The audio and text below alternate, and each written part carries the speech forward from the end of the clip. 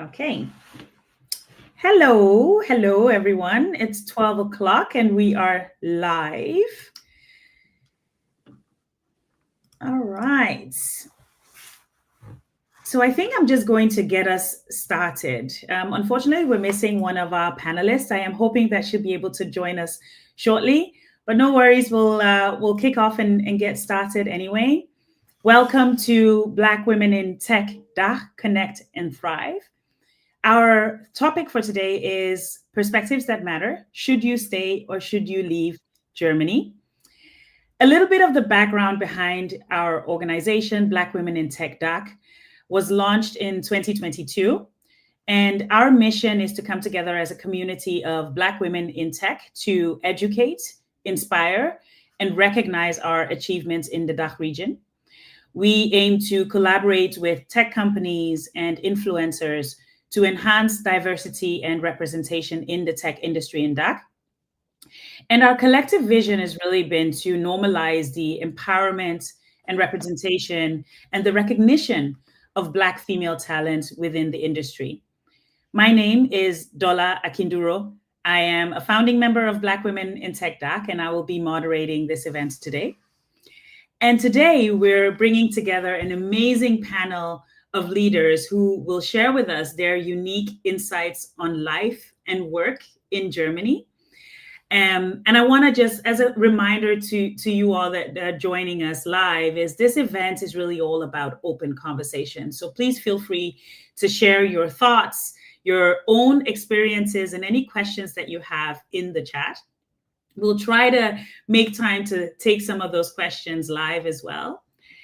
And we will be diving into important themes such as resilience and community. And of course, we will be tackling the big question, should you stay or leave Germany? And our goal with this session is really to give you all the insights that you need to make informed choices about your career and about your life here in Germany. And with that, I'm super excited to introduce our inspiring panelists. And I'm going to start off with Susan. Susan Omondi is a keynote speaker, an author, a trainer, and an auditor. With more than 19 years of experience in renowned companies, she understands how diversity impacts, challenges, and even at times inhibits people, both personally and professionally. She inspires people and organizations to embrace digitalization, quality management, as well as ethics and diversity in design and technology. Her vision is to create a world where our messages, products, and solutions have a responsible impact on people and the society that we live in. And her guiding principle is when we engage with each other, magic happens. I absolutely love that. I'm so thrilled to have you here with me. Welcome, Susan. Thank you so much, Dola. I'm also thrilled to be here with you, and thank you for your mission with the how do you say, you are foreign? I don't know how you call that in English. Club. And it's an amazing thing that you are setting up. Thank you so much for the stage, and I'm looking forward to engaging with you and those people, our community who will join us. Thank you. So excited to learn from you, Susan. I will go on to presenting our next panelist as well, Abiola Saneki.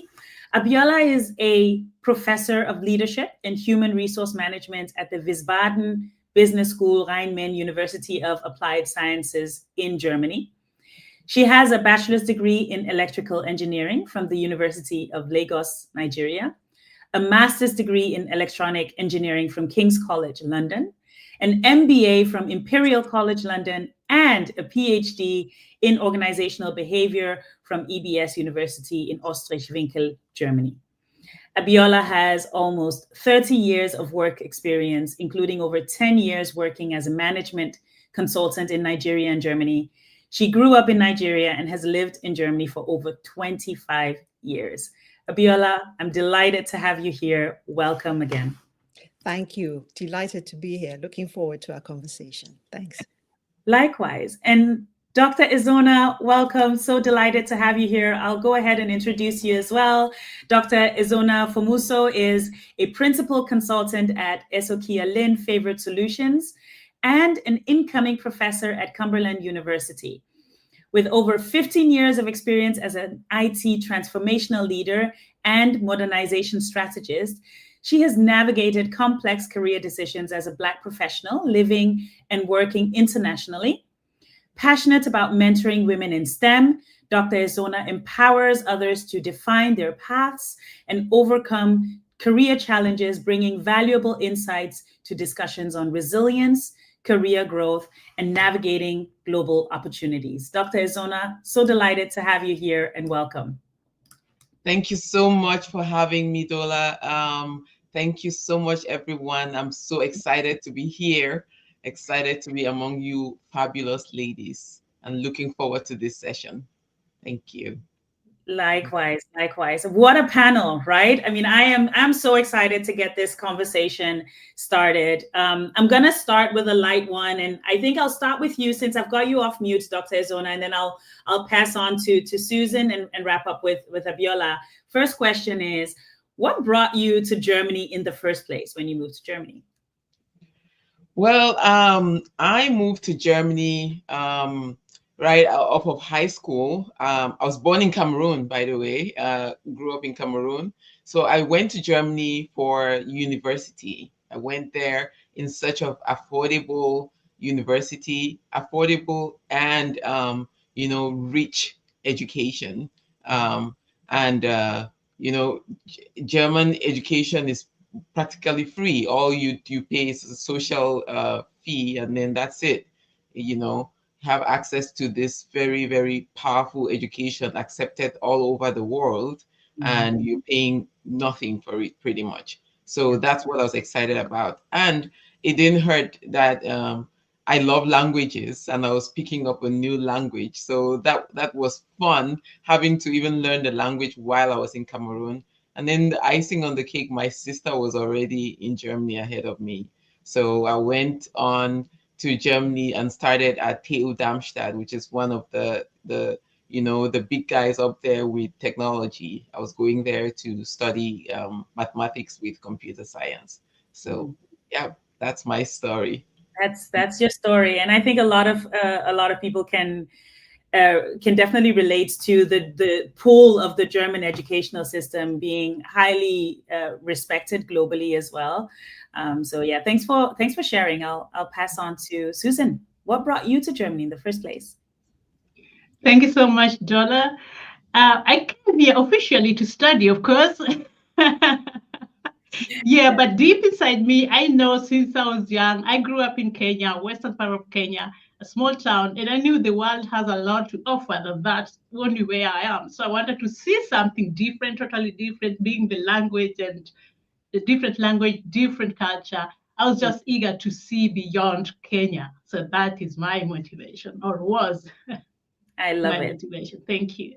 I love it. And Abiola, how about you?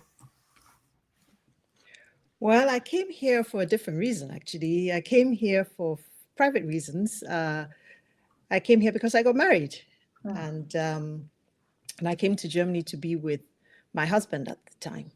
So this was quite a long time ago. I had actually finished my master's, and which is exactly how we met, and that's how I came here. Yeah. A refugee of love, like some exactly. of us. I have a similar story. Exactly. Amazing. Thanks for sharing. And while I have you, I would love to hear what has been your favorite parts of living in Germany. Let's start with Abiola. Okay. All right. Wow.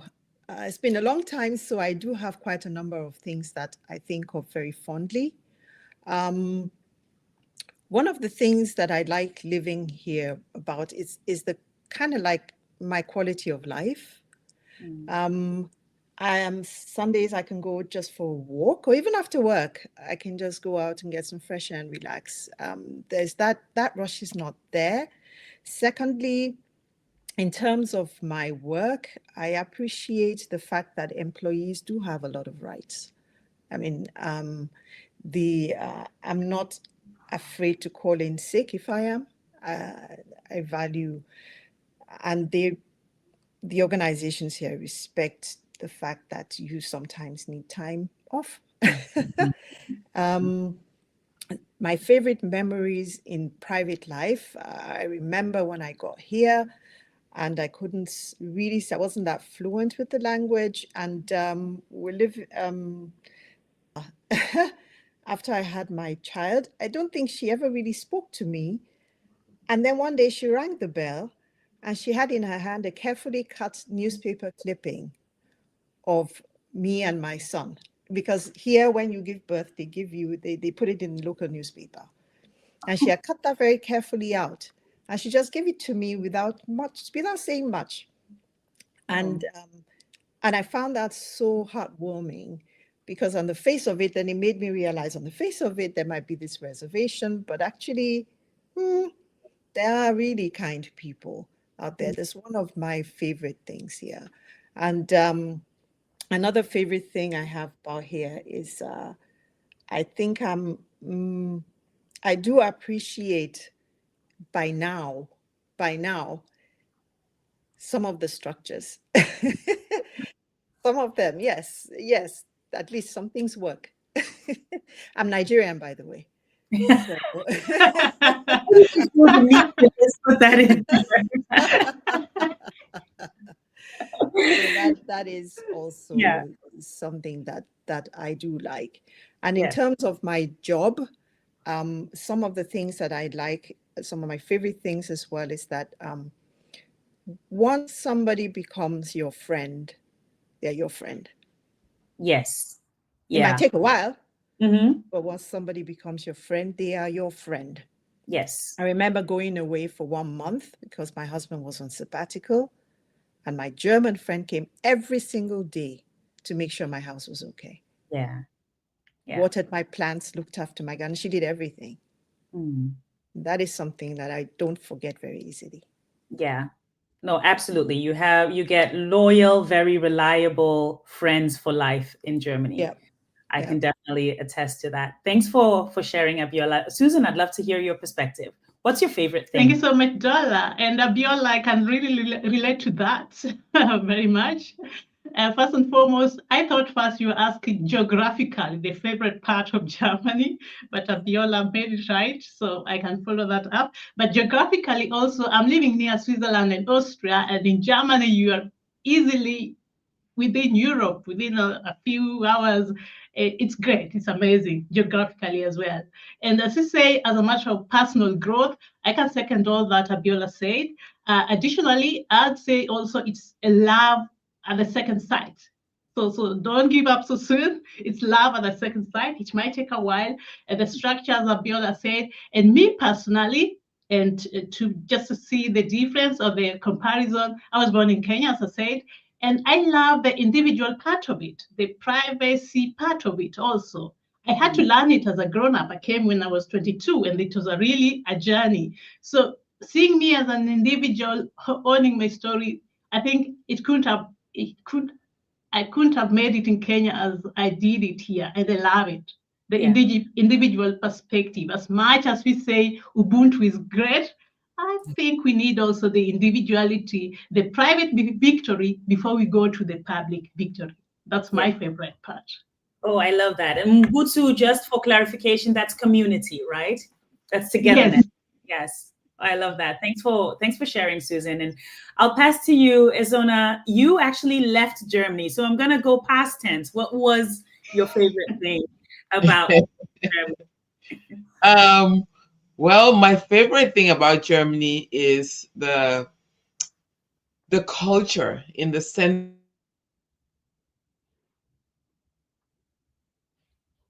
Oh, cliffhanger. I think we lost Ezona. Just give it a second. Okay. You're back. Yes. Okay, I'm back. Yeah, we've been having some network issues here. I think the weather is going crazy in Texas. But I was saying that the culture, it's one of the European countries that has maintained its culture. It's very rich in its culture. coming to the food, being here in the US, I don't know if I can name any of their foods that they eat, burger and all of that. You find it everywhere in the world. But in Germany, you would find, their natural, their cultural foods. You go around the streets, you see their culture there. It's rich. And I love the languages. So I love, to the languages. So that I love traveling. So when I travel, those are the things that I love, to see how the people live, to see, learn to speak their language, learn to eat their food. So, and all those things I loved about Germany. And then I loved the student life. That was so much. Yeah, the student life is really special here. It's quite a community. I think that's very aligned to Susan's point there around Ubuntu. It's very funny to see that actually play out in a country like Germany as well. Sorry, we lost you there, Sona, but I sort of finished your sentence because I think I know where you were going with that. Yes, thank you so much. Yeah. No, thanks for sharing. And Susan, I might call on you for this next one, because you mentioned that it was love on second sight. And I'd love for you to elaborate on that. In particular, what have been your biggest challenges living in Germany? Yeah, thank you so much. Thank you so much. As Abiola also said, if you come in here, jumping right from Kenya or Nigeria in that matter, you think people are so reserved. People, they won't like contact. They're like, they don't like you to say hello. I mean, the connections, whatever, because you have to get appointments for dinner and lunch, and all those are the culture shocks we face. And again, the main challenges I faced after such small ones were like, we won't give you this apartment because we've got bad experience with people like you. So that's when you stop and you question yourself, you have bad experience with people like me? You mean beautiful and friendly people? And the second chance is a moment when you ask yourself why you were here. And then you also ask yourself, how can I make the first step? Or another challenge being not being given the job you want. It's like you don't have the competency just because you are not from Germany or, initially. So those are the main challenges I faced, and that really made me almost give up, but at the same time, I realized if I start building the community, if I start taking the first step and asking these people to give me a chance, because the story is in the book and it went out well at the end, then things will change. And then at the second side, if you start a relationship, be it professionally or on your private or just building a community, it's that now a stable relationship. It will bring you far. People are really reliable here. So the challenges I made, they are at the same time the main learnings I got, my main learnings here. So yeah, I don't know whether I answered your question. You did, absolutely. And you teed me up really nicely to the next question as well. And the next question that I had was around building resilience. And I think that's really what you sort of teed up there in, like, yes, there have been challenges, but from those challenges, there have been some significant learnings as well. And you also wrote a book, Susan. We have 3 lucky winners who will be receiving each a copy of your book. And in that book, you have a very interesting perspective on building resilience. By the way, the book is titled You, We, and Diversity. And we will be linking the book here for anyone who wants to get their copy. In chapter 10, Susan, you speak about your uniqueness and your being different. And you point out the importance of acknowledging that there is diversity in diversity, right? We're same, but different. You mentioned that it is important not to make assumptions about what others have been through or will go through because of the differences.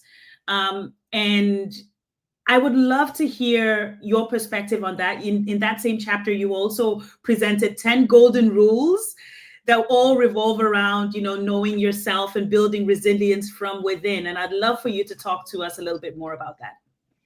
Thank you so much. Thank you so much. And as you say, we all have different backgrounds and motivation. And your first question, our responses to your first question just showed us that we are here. We are Black, all of us, probably born in Africa, and maybe that's all for the moment. And also the how do you say, the motivation, the mission we have, that we want to embrace diversity and grow together.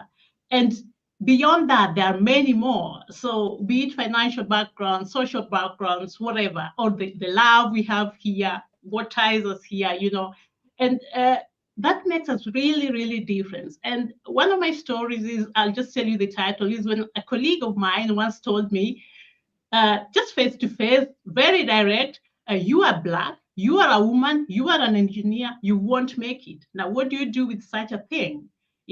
That's when you know, oh my God. And of course, you know that you are Black, but you never knew that it can be that relevant in a way that people deny you things or assume. And as I also said, when I was denied that apartment, I got the chance, I asked for the chance, and I got it at the end. And with this, I just love to encourage you, even if a Wolfgang, that's a common name in German, Wolfgang or Michael or Thomas, even if one of them, or Sabina, says, I don't like Africans, it doesn't mean that all Sabinas are like that. So take your time and embrace your uniqueness, embrace your being different. Before, I thought it was how do you say, it would hinder me, being different was, at that time, I thought it's a bad thing because I could not get my goals. I could not reach where I wanted to. And then I realized that's my strength. And in the companies, when you work with people, you'll realize that if you are different anyway, you cannot break anything anymore. You can always do it differently. They might talk, or they'll say, it's Susan anyway. And then if it works, then they'll be happy about that. So right now, I'm using it. I'm embracing it and using it. And to everyone out there, we are all different somehow. Sometimes you're the only man, sometimes you're the only woman, the only person from Nigeria, whatever. We are different kind of, yes? And the thing is, accept yourself first. Do not assume, just as Dola says, but the first thing is accept yourself first. If you don't do it, you won't even notice when other people are accepting you or giving you, knocking at your door and saying, hey, look, Abiola, I noticed this. You have to accept yourself first. That's the first step. Yes. One of my mentors gave me a piece of sound advice. She's also a Nigerian American woman, actually. And she said to me, she said, Dola, no one can see your scars. Right. Remember that in every interaction, no one can see your scars. I absolutely love that. Abiola, I would love to call on you, because what Susan is talking about here is how, being proud of ourselves and embracing our uniqueness. Some might say that, in a country like Germany, where I would say we celebrate conformity. You spoke about how you like the structure, you like the system. How can we be proud of being unique in a system that actually celebrates conformity? Mm-hmm. I was thinking about this question a lot, and I thought to myself, you know what? Is this the only culture that celebrates conformity? I'm Nigerian, and we do celebrate conformity depending on what it is we're talking about, but more on the social level, right? There's a certain way you behave. There's a certain way you talk to older people. There's a certain way, right? Yes. And we call it our culture, but that is also conformity in a certain way, right? And one thing I realized, and that really resonated with me with what Susan said, was accepting your uniqueness and being proud of it. And it's something that I have taken to heart since I've been here. When I first got here, I was pretty young. I was in my mid-20s when I got here. And I was lucky. I was already working as a management consultant. But then I remember when I was looking for a job, and it took a long time. And I didn't quite understand, because all the time I was in Nigeria, I never even thought about the fact that I was Black. It was only when I got here that I remembered. I studied in the UK. I was aware of it, but it wasn't because I was I was one of many, right? And when I got here, I remember thinking all these rules. Every time you think you've understood a rule, a new one pops up, right? And then you're frustrated and everything. And then I realized, you know what?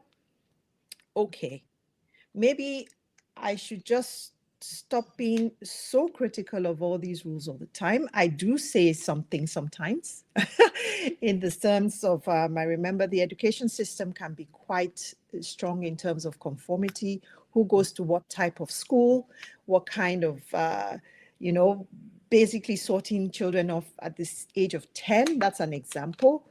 And so I would talk about it and then remember that every culture is also in its sense unique, and that conformity in Germany is a conformity of trying to avoid ambiguity in every single thing. So there's a rule for in case A doesn't work, and then there's another rule if A doesn't work and B doesn't work, and then there's another rule if A, B, C, D don't work, right? And I realized that for me, the way to deal with that in my own uniqueness is, first of all, to celebrate who I am. I am proud of who I am. I am Nigerian. I am a Black woman, and I talk to everybody on eye level, right? And I believe that even in a system of conformity, if you go to people with that mindset and say, look, I understand these rules, I do question them with respect, right? I may understand where some of them are coming from. I may understand not all the time where everything is coming from. But if I do question with respect, and I realize that when I do go talk to people one-on-one, and I say, please, can you explain to me why this is the case? And why, in a very non-confrontational way, many would tell you, I don't actually know myself, but let me see how I can help you, right? Yeah. And I realized again and again that a lot of the time, many people are actually willing to help. It's a two-way street, right? Yes. The thing with the rules, another thing I realized in a system of conformity is that I sometimes see if we can find common ground in terms of where do we meet in the middle, rather than criticizing all the time. Where do we meet in the middle? How can we then, especially when it comes to the professional life, right? And there are all kinds of rules as to how I work in a Beherda. So it's in the civil service, it's a public university. So there are rules for everything, right? And I just have to be able to deal with those rules. But when the time calls for it, I do ask and question respectfully. And I do get answers, and sometimes I do get some flexibility. Oh, really? You've cracked the code. Yes, I do. I just go one-on-one, talk to somebody who is in charge and say, okay, come, let's sit down. I have this problem. How am I going to solve this? Interesting. Right? Yes. Very interesting. Thanks for sharing. And it's actually interesting because both you and Susan spoke about coming to Germany, and only when you came to Germany realizing that you were Black. And it sounds funny, but it's actually, I'm reminded of an interview that I watched with Chimamanda Ngozi Adichie, who's a renowned Nigerian writer, activist, and speaker. And in this interview, she also said that she didn't even realize that she was Black before she moved to America. And she said, I quote, I thought of myself as Igbo and as a Christian. And in Nigeria, ethnicity and religion are the identifiers and the sources of conflict that they would typically see, but not the color of our skin. And I found that very interesting to have that sort of repeated in your experiences here in Germany as well.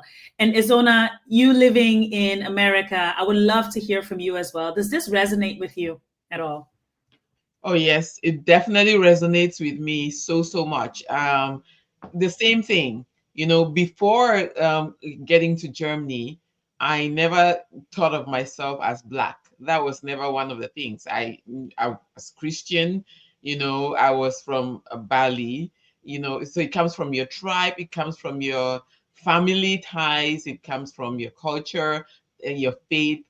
Those are the things that shape your identity. So to now get there and suddenly being Black is the first thing that you're recognized as, that for me, actually, it took me a while for it to even dawn to me that that's what was going on. But I quickly got on with the program because, you know, my very first summer job, 2 weeks into it, the owner of the place came there and was like, you know, what are all these Blacks doing here? I want all the Blacks gone. I want all the Blacks gone. You know, and it was at a fabric, and you know, the place can be so loud, and when somebody talks, it's so loud, so you hear it loud, and you know, and that really shocked me. By the next day we were gone to somewhere else, so it didn't quite even sit in until many years later that I'm realizing that, you know, that was really what it was, and it was so bad. But you know, it gave me clearer understanding of my identity, you know, learning to embrace those intersections of my identity as being Black, being African, being a woman and a professional, and to use them as my strengths. You know, while the journey can be daunting, I actually ended up finding it empowering to be able to define myself on my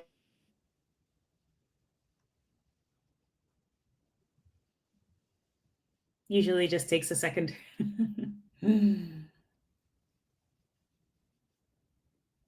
talking the whole time. You're back.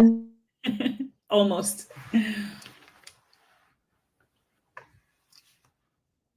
But I heard her agreeing with a lot of what you both have said there around using the uniqueness and using the challenges that you face as a strength and converting that into a strength.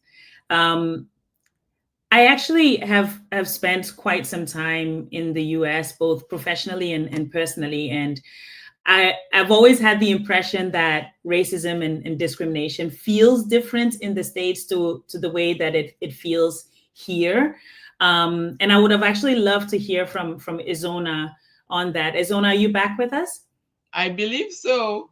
Oh, hopefully. The whole time I can see you all moving, so it seems like it's only freezing on your side of me, you know. Oh, yeah. Hopefully you can still hear me. Can We you can hear me? We can hear you. Yes, yes. And I think your point came through loud and clear, although it cut you off towards the end. I think we got we sort of understood where you were going with it. And I had actually moved on to one thing that I wanted to also tease out with you is, from my perspective, it always felt like racism and discrimination is different in the US to Germany. And as someone who has moved to the US, I would love to hear your experiences on the differences of racism, discrimination, and some of the challenges that you face in society across those two countries. Okay. Can you hear me now? Yes.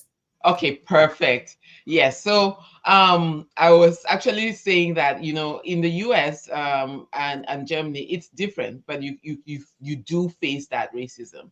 With Germany, having heard that from all you lovely ladies, you know, it's right in front of your face. You know exactly what you're dealing with. You know exactly what you got.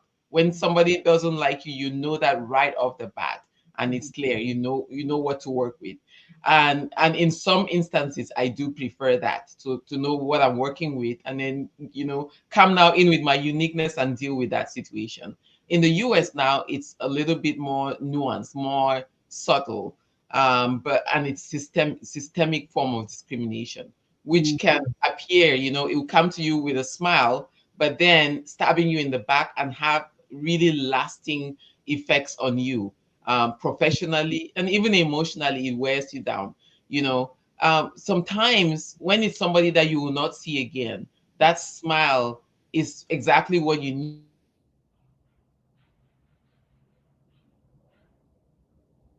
Oh gosh, I really feel for Izona. That was going to be a beautiful sentence. It was. Like the build-up was beautiful. Oh. Izona, we lost Can you hear me now? Yes. Am I back? Yes. Can you hear me now? You're back Oh, now. Lord, Yes. this thing is so frustrating, and I promise you, my network is showing me that I'm really strong on my download and upload power, but somehow We it keeps feel for spilling you. me Don't out. worry. We'll get there. But if you want to repeat the last sentence, don't worry. We've got time. Yes. Okay, good. So, I was just saying that, yeah, when it's somebody that you meet for that one time and then you're gone, that smile is useful. It's helpful. It warms your day and you go. But if it's somebody that is in your life for a longer term, you want to know what you're dealing with. And this thing can be harmful to you both emotionally and professionally, because somebody will smile with you and stab you in the back, take away your opportunities. Yeah, you think that, oh, this person is my friend because they're smiling at you. No, just because somebody smiles at you doesn't mean that they're your friend. That's something that I've had to learn, and even learn the hard way in some instances, because you go and think you're building a relationship, but then no, you're not. That's one thing that in Germany I appreciate, because like Abiola said at the beginning there, once you get a friend, it takes a while for you to warm up, but once you get that friend, it's for a lifetime. Here it's kind of a little harder to tell, is this now my friend? Because right off the bat, somebody's introducing you, this is my friend, but then they're stabbing you in the back. Just using the word friend doesn't mean that you're really their friend. So so they have their ups and downs. They have their winning days. There are times when you just need that smile, even if it's fake. But then also, when it goes deeper, you need something real, something lasting. And you need to be sure that this relationship, the way I'm feeling about it, is actually the way the other person feels about it too. So yeah. No, thanks so much for sharing that. And I can't imagine the mental toll that it takes on you just not knowing. And yes, absolutely. I would definitely prefer personally to know, okay, you don't like me, I know how to deal with that, than always it being guesswork. That must be really exhausting. Susan, we have a question for you along similar lines. Do you see a difference between the German and the Swiss culture? Oh, yes, I do. Just two small comments before I answer this question. Thank you so much, Teofani, for the question. One comment is, you said we didn't realize we are Black till we came. For me personally, I knew I was Black. We used to say as kids, Black is beautiful. And I think that shaped me, and I knew it's great. But when I came here, I realized it's negative. So that was the downside of it. And then I relate to what you say. That's when you realize it's a negative thing. It's hindering you from moving on. And and also Abiola and Isona, what you say about the Germans being direct, then you can deal with it. That's what I love. And that brings me to what I would love to answer to Teofani's question. That's a big difference now between Swiss and German. They're neighbors, they might look alike, but in this case, Germans are more direct. Whatever it is, it doesn't have to do with your color. But if someone is direct, you know where you are, you can deal with it. And the Swiss, most of them, not all, of course, are more diplomatic, just like in politics, and So it will take time till you really know, what to do. On the other hand, I think one other difference that is very positive, if I compare both countries, is I think Swiss are more open for jobs, for professional jobs, because they know they need people, they need foreigners. And actually, many Germans also work in Switzerland. So I think they're more open, in my opinion. Thank you. Thanks for sharing that. And that's actually a good tee up also to the next section that I wanted to talk about, is thriving in the German workforce. So just shifting perspectives for a moment. And Abiola, you have done a lot of research recently on the barriers to success for skilled workers in Germany. What are some of the most common challenges that you found to impact the success of skilled workers? Okay, there are quite a number. I would just like to answer something quickly first in one or two sentences. There was a question about the intersectional perspective. And I realized that I am actually privileged because of my educational background. And that I already had that when I came here. It's much more difficult for people who haven't had that privilege. And I recognize that every day. And I think that one of the things that is, in order to thrive here, I cannot emphasize the importance of language enough. It opens doors learning the language opens doors. It's not just that you, it's not just for to communicate, it's also to be a part of the society. One of the things for us skilled workers when we get here is learning the language. German is not an easy language to learn. But if you put in the time, the effort to learn this language at the beginning, it will make a huge difference to your experience throughout. Because many Germans do speak English, but in order to become a part of society, in order to understand what the discussions are that are going on, in order to be able to be part of the community, really a part of it, and to understand nuances. Susan talked before, and I know actually it was Esona that talked before about the different dialects in Germany. Understanding that, understanding where the history is in terms of the different types of food, it is actually a very big part of making your life here much more enjoyable. When you apply for a job, right? Or even in relationships, the fact that you're making that effort already opens, people have a more positive attitude towards you because they see you're trying. You're trying, right? You don't have to be perfect, but you're trying. And I notice it also when you apply for a job, it just doesn't only show, it shows interest. It shows a certain curiosity, right? That you're open to learn, and it makes a huge difference in your applications if you're looking for a job, or even when you're working, opens relationships to you. So I wouldn't overemphasize, language is extremely important. Can I just interject here, Abiola? Yeah. Because I want to seize the moments to drop a quote. I love a good quote. And Nelson Mandela once said, if you talk to a man in a language he understands, that goes to his head. Yes. If you talk to him in his own language, that goes to his heart. And I think that's what you're getting at here. Exactly. That's it. Thank you. Thank you for that. I'd forgotten about that. The second challenge for skilled workers here is the recognition of your qualifications, especially if you studied abroad and you studied not in the US or in the UK or in another European country. It can be very challenging to get organizations to recognize your qualifications. It's one of the huge barriers for many skilled workers here. There are some who get the blue card that come in here already, but there are many who are really skilled, but are working underneath. They're overqualified for what they're doing because their qualifications have not been recognized. Now, this is something that Germany is trying to improve on. It may take time, but that is a barrier. And I'm not sure what migrants themselves can do about it, but I think that when it comes to organizations that onboard people, right, maybe, or even want to hire internationally, I don't know if there are any hiring managers here, but it's one of those things, recognizing qualifications from different parts of the world, right? Yes. Somebody who's a doctor, qualified doctor from Nigeria does quite a lot, have a lot of skills. And I don't understand why that is not recognized. So language, the qualifications, the bureaucracy.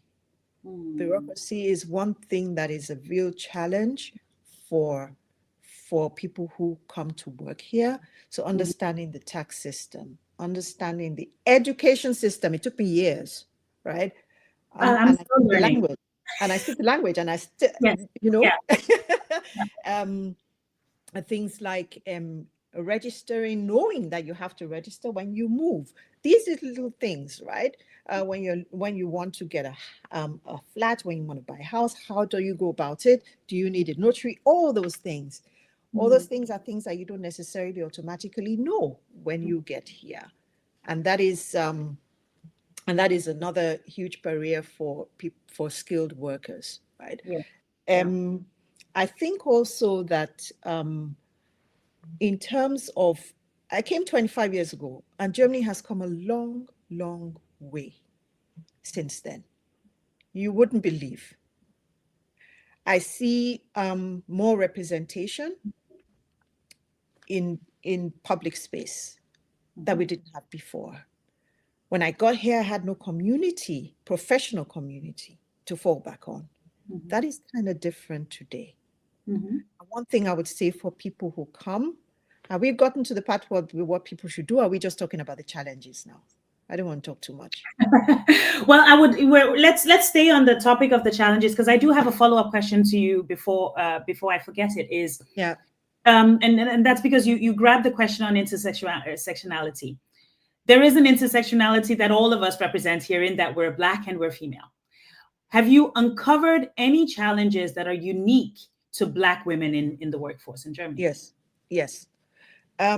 So typically, women go through this, right? Where these kind of microaggressions, where you're not seen as capable to be a leader, right?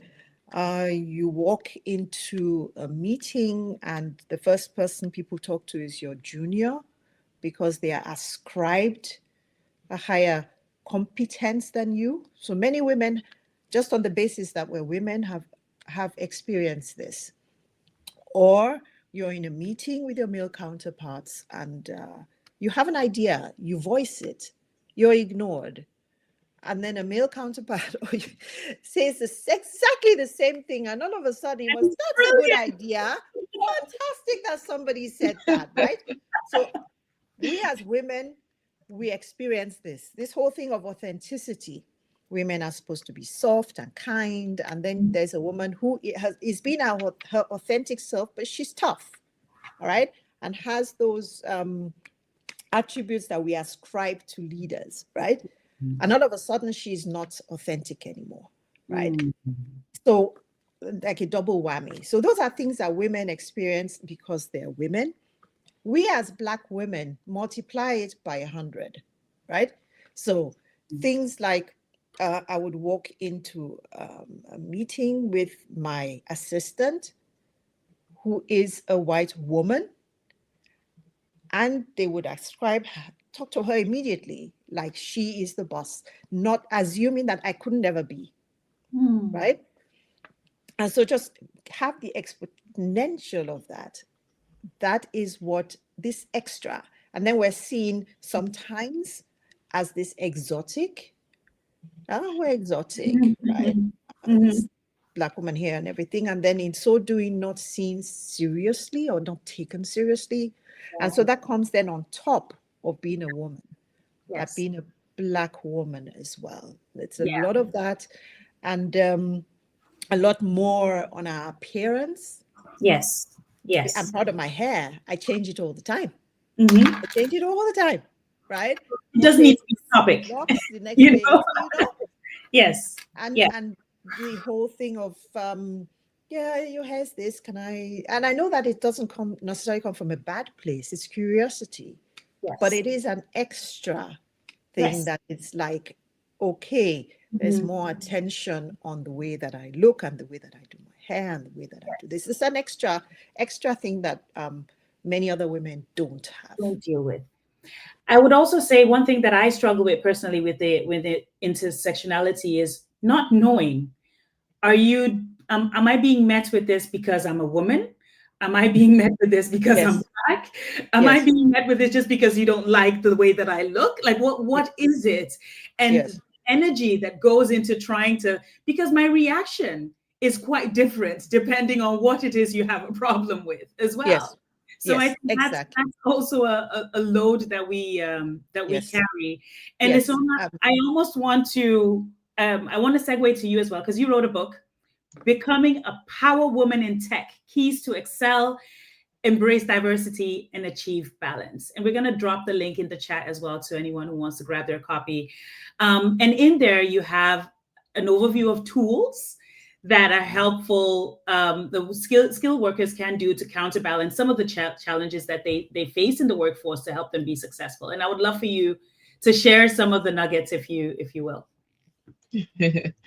Yes, sure thing. So in my book, I talk about career mapping. I talk about, it's a very actionable book, very many exercises and actions to take So you see tools on the career mapping, following the steps on how to do that, identifying what your dream is and working backwards, acquiring the skill set that you need and going there. Time management, I highlight the Pomodoro time management tool. Work-life balance, making sure that you're taking that time to rest. There's so many things that we don't remember to do. Being that strong Black woman, being that power Black woman, as the book says, it doesn't mean that you shouldn't rest. Self-care is part of being that power Black woman. It is important. I talk about community, building your network, mentorship, building that. So those were one of the things that were strong to me being in the US. My family is already here. In Germany, my sister was there, but my family is bigger in the US. So building that community, that network. So it's not only about family in the profession as well, because seeing that it worked in the family, to be able to help you withstand some of those challenges at work as well. When you build that community, when you have that network, it also empowers you. Ubuntu, like Susan said, but your uniqueness still stands. Meanwhile, knowing that you have a community that stands behind you. There is a saying even in my language that goes "Njamunba mbo njumi, Bumbo in me." It means that you're behind. The people that stand behind you are your strength.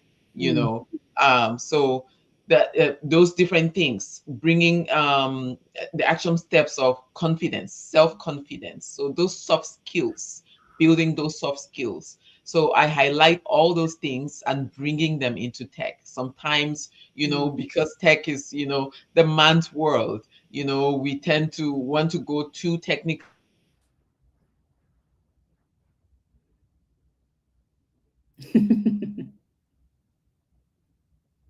Let's give her a second. Otherwise, I've gotten good at finishing her sentences.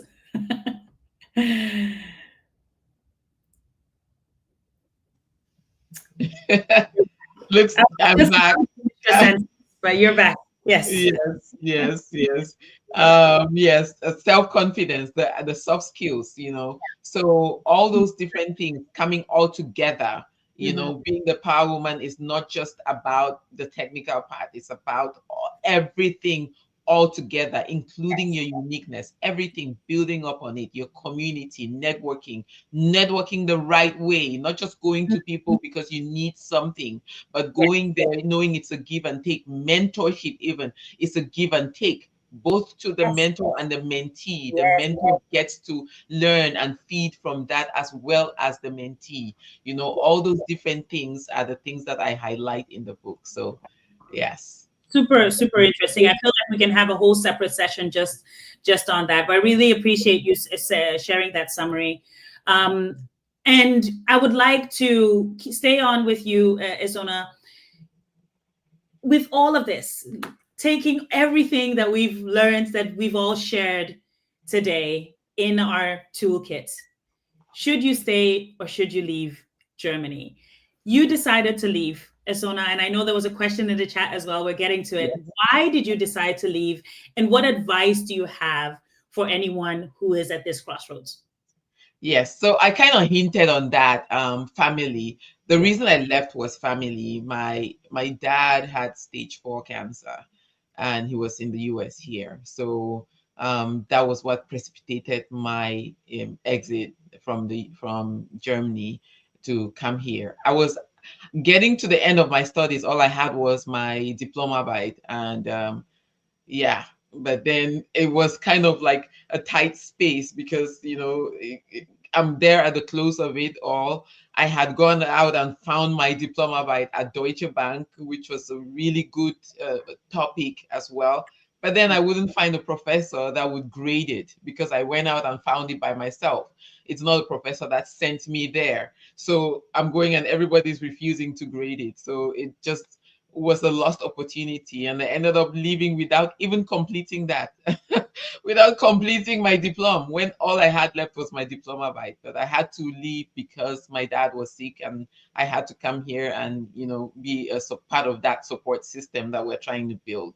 So I had to come here and do the whole master's program all over again.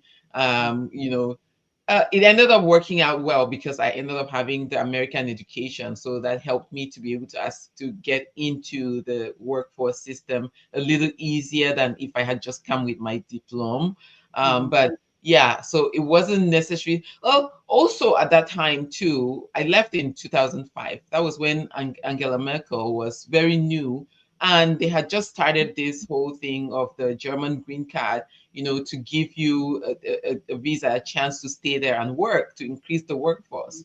And a lot of people were having a tough time with that. They would go to get the visa, and they would tell them exact kann nicht muss, and then they will not give you for no reason whatsoever, just depending on the mood. They will not give you the stay. So a lot of people were getting frustrated with that. So those different things, they fed into my decision to make the stay permanent in the US instead of just coming, supporting, and then going back. You know, all those things I had to work on the downside, with disadvantages and advantages, and you know, I ended up everything else in life. Yes. Mm-hmm. No, absolutely. Thanks so much for sharing. And we've got 5 minutes left. I want to hear from another perspective. Susan, in your book, chapter 44, you write about how you made a conscious decision to stay in this country. And you mentioned accepting this country, which I found to be very interesting, an interesting perspective, because we so often talk about the country accepting us, not the other way around. So was that intentional? And can you tell us more about your decision there? Yeah, sure. Of course, thank you so much. Yes, chapter 44 is actually the most important chapter for me, because there I talk about unleashing the magic in you and in your diversity, owning your truth, finding your truth. And it was a decision, an intentional one, because we are all the products of the choices we make. And someone also said, I don't know what that was, life is 10% what happened to you and 90% how you react to it. And I went back to my family, also to how I grew up, and I knew that these diversity problems were there. We didn't just mention them, diversity. They're always something, or tribalism also in Kenya, you know. We have all the challenges. And if you come here, you have the challenges of racism, discrimination. At the same time, you have the challenge of black tax. My goodness. And with all this, you'll have to know now, is it better somewhere else? Understand Isona's way of reasoning, and also what Abiola said, things are getting better. So what I want to give to you is, know that things are getting better in Germany, actually. Even if you want to come in, you must not study. When I came, it was just studying, but now you can also do the Ausbildung. I don't know how you call it in English, apprenticeship. There's so many ways, and then you can get the visa or the long-term, whatever, easier, the residency easier. Things are getting better. So you have to know the rules and go beyond them. And in that, but you have to own your story and also reframe it. One thing I'd love to add on this shortly is also, we have with a light luggage, the journey will be easier, of course. And you mentioned earlier us and them. With that also meant we Africans, and I feel it, I knew it also, we tend to keep to ourselves, like just because we are from Africa, then the rest are them. And them, whenever we talk about them, the Germans, the Swiss, and the Turks, then it's negative. We are better. And with that, we want to prosper. We have the same goals. Our kids go to the same school, and we would love to build this country together. And by the way, soon there'll be elections. If you're allowed to elect, please do that. So we build it together. And having that in mind, we have a common goal, and there's so many possibilities here. Love at the first side, second side, possibilities at the second side. There are so many possibilities here. So yes, intentionally, I love it, and I want to live here and grow old here. It's just like having a partner, and then you're like, no, I'm not sure if we are in love. I'm not sure if we should stay together, you know? So it won't work.